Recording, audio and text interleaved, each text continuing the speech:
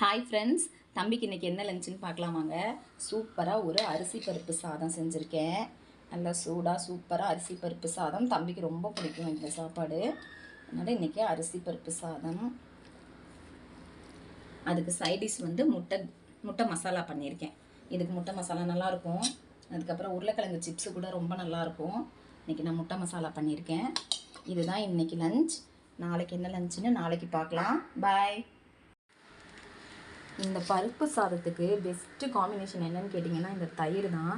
கெட்டி தயிர் இப்படி வச்சுட்டு அதில் வந்து தொட்டு சாப்பிடும்போது செம்ம டேஸ்ட்டாக இருக்கும். அதே மாதிரி ஊறுகாயும் நல்லாயிருக்கும். இந்த தயிர் வந்து ரொம்ப டேஸ்ட்டாக இருக்கும். இது கோயம்புத்தூர் ஸ்பெஷல். கோயம்புத்தூரில் வந்து இப்படி தான் பருப்பு சாதமும் இந்த தயிர் தொட்டு சாப்பிடுவாங்க. ரொம்ப டேஸ்ட்டாக இருக்கும். நீங்களும் ட்ரை பண்ணி பாருங்கள்.